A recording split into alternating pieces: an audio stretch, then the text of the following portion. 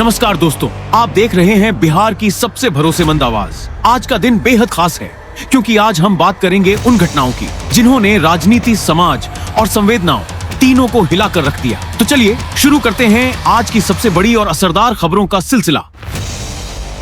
दरभंगा में राहुल गांधी का कार्यक्रम जहां अंबेडकर छात्रावास में होना था, वहां अब प्रशासन ने अनुमति देने से मना कर दिया। ये कार्यक्रम अब नगर भवन में किया जाएगा। कांग्रेस कार्यकर्ताओं का गुस्सा फूट पड़ा। उन्होंने इसे लोकतंत्र की आवाज को दबाने की कोशिश बताया। सड़कों पर विरोध हुआ और सवाल उठे, क्या अब बोलने की आजादी भी सरकार की मर्जी से मिलेगी? औरंगाबाद में भोजपुरी स्टार पवन सिंह ने पूर्व सैनिकों को फूलों की बारिश के साथ सम्मानित किया। मंच पर तालियां बजीं, लेकिन दिल में कृतज्ञता गूंज उठी। वो सैनिक जो सरहद पर हमारी नींद की कीमत चुकाते हैं, उनके लिए ये पल एक श्रद्धांजलि से कम नहीं था। ऐसे आयोजन दिलों को जोड़ते हैं और ये समझाते हैं कि वर्दी के पीछे भी एक दिल धड़कता है। गया में विपक्षी नेताओं की रैली में गूंजा एक तीखा आरोप बीजेपी पर।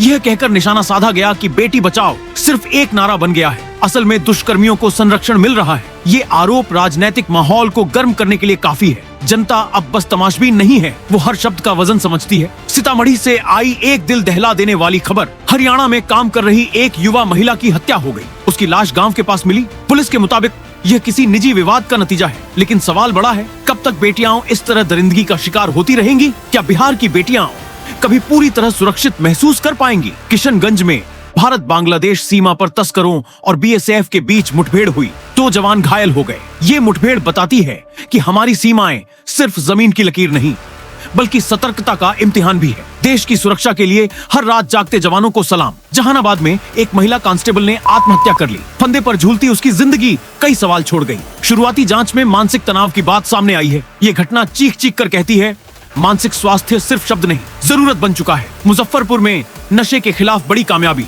1 करोड़ की ब्राउन शुगर के साथ 2 लोग गिरफ्तार हुए। ये नशा सिर्फ शरीर को नहीं, पूरे समाज को खोखला कर रहा है। पुलिस की कार्रवाई सराहनीय है, लेकिन असली लड़ाई अब भी बाकी है। जमुई में एक भाई और बहन ने सामाजिक विरोध के बावजूद शादी कर ली। ये मामला जहां समाज को चौंकाता है, वहीं एक बहस भी छेड़ता है। क्या प्रेम की परिभाषा अब नए दौर में कुछ और बन चुकी है? सीवान में शहीद सैनिक राम बाबू का पार्थिव शरीर उनके गांव पहुंचा। पूरा गांव नम आंखों से उस बेटे को विदा कर रहा है जिसने देश के लिए अपनी जान दे दी। ये सिर्फ एक शरीर नहीं था, वो आत्मा थी जो सरहद पर अमर हो गई। बिहार की चर्चित शिल्पी गौतम हत्या व बलात्कार मामले में पुलिस ताबड़तोड़ कार्रवाई कर रही है। कई संदिग्ध पकड़े गए हैं। ये मामला सिर्फ एक अपराध नहीं, बल्कि उस भरोसे पर चोट है जो महिलाएं कानून पर करती हैं। उम्मीद है न्याय तेजी से होगा। पटना से आई दिल दहला देने वाली खबर। एक मकान मालिक ने 5 साल की मासूम बच्ची के साथ दरिंदगी की। आरोपी गिरफ्तार है, लेकिन समाज का ज़मीर अभी भी सवालों के घेरे में है। बच्चियों की सुरक्षा अब नारा नहीं, आंदोलन बनना चाहिए।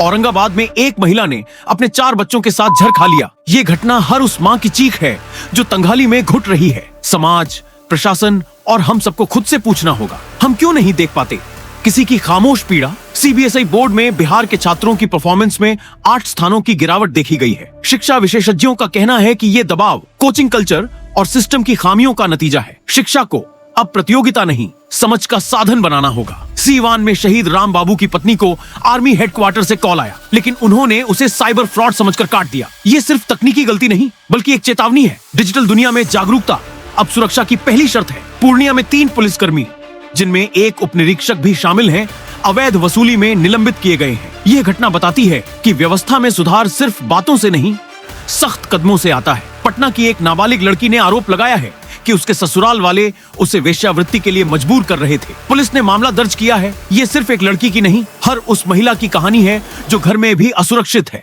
भोजपुरी राजनीति गरमा रही है। नेताओं के भाषण, नारे और आरोप प्रत्यारोप से जमीन खदबदा रही है।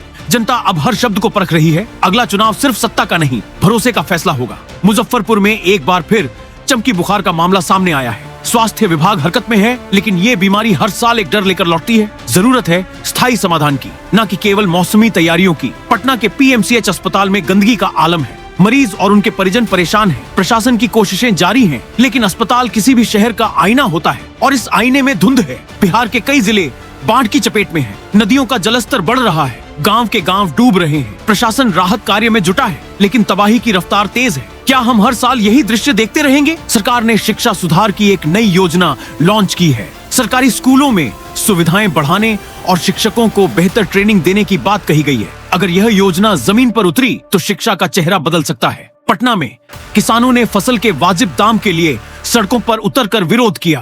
नारे गूंजे, आवाजें उठी और सरकार को सुनना पड़ा। ये सिर्फ विरोध नहीं, वो पुकार है जो खेतों से निकलकर विधानसभा तक पहुंच चुकी है। महिलाओं के लिए एक नई स्वरोजगार योजना शुरू की गई है। उन्हें प्रशिक्षण देकर आत्मनिर्भर बनाया जाएगा। ये सिर्फ योजना नहीं, बदलाव की शुरुआत हो सकती है अगर सही तरीके से लागू हो। स्वास्थ्य सेवाओं पर लगातार सवाल उठ रहे हैं।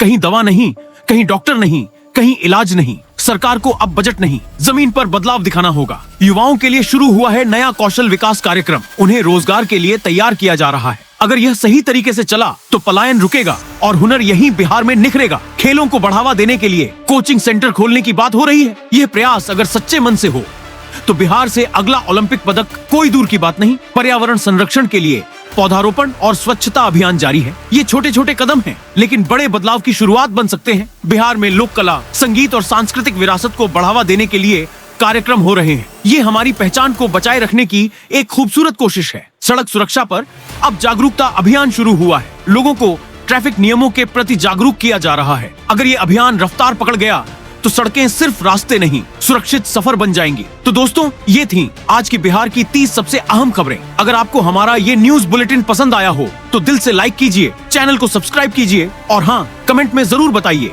कि आप बिहार के किस जिले से हमें देख रहे हैं। मैं अभिषेक बिहार की पवित्र धरती से आप सभी का धन्यवाद करता हूँ। याद रखिए, सच्ची खबर सिर्फ सूचना नहीं, वो समाज का आईना है। फिर मिलेंगे कल नए दिन की नई खबरों और सच्चाई के साथ। सावधान रहें, सतर्क रहें, खबरदार रहें। जय हिंद, जय भारत, जय बिहार।